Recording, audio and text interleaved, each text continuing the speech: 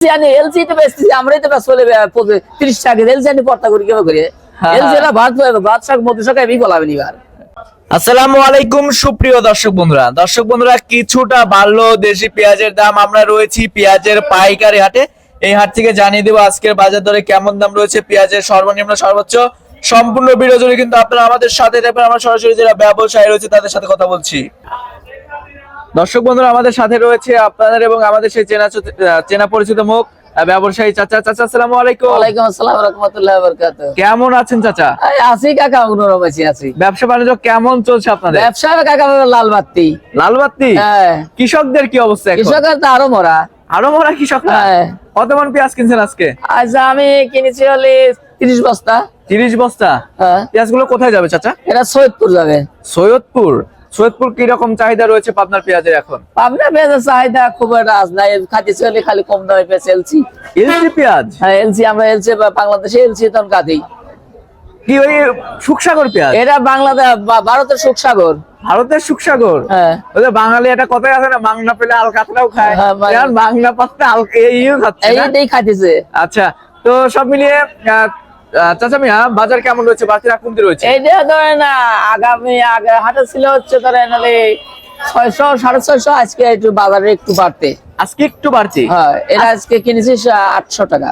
800 টাকা প্রতি মন। যেটা দেশি পেঁয়াজ রয়েছে সেটার বাজার মূল্য কেমন রয়েছে? সেইটা বাজারে একটু মোটা আজকে 12 থেকে 1300। 12 থেকে 1300? দুই একটা আমরা শুনলাম 1400 করেও নাকি গেছে। ওটা বাজার দর না, ওটা হলো বাধাই। ওটা বাধাই? হ্যাঁ। আচ্ছা। সব মিলিয়ে ব্যবসার সাথে অনেকদিন যাবত জড়িত আছেন না? তা তো মেলা দিন। কি বুঝতেছেন সামনে পেঁয়াজের বাজার বাড়বে কিংবা কমবে, কি সম্ভাবনা আছে? হয়তো বাধাই দিলে কিছু বাড়বে, তারপর আর বাড়বে না। আচ্ছা, বাধাই পেঁয়াজ কবে নাগাদ শুরু হবে চাচা? এই মোটামুটি আর মনে হয় 10 থেকে 15 দিন। 10 থেকে 15 দিন, তার মানে ঈদের পরেই বাধাই বীজ শুরু হবে। আচ্ছা, আমাদের বাংলাদেশে এখন যে পেঁয়াজ আছে এই পেঁয়াজ থাকা হচ্ছে এলসি পেঁয়াজ দরকার আছে চাচা? না, এলসি কোনো প্রয়োজন নাই। এলসি কোনো দরকার নাই? না, এলসি তো বেচতেছি আমরাই তো চলে 30 টাকা এলসি আনি পর্তা করি কেমন করে এলসি না ভাত শাক মধু শাক আমি বলাবেন এবার। ঠিক আছে চাচা, তার মানে এলসি দরকার নেই কোনো? না।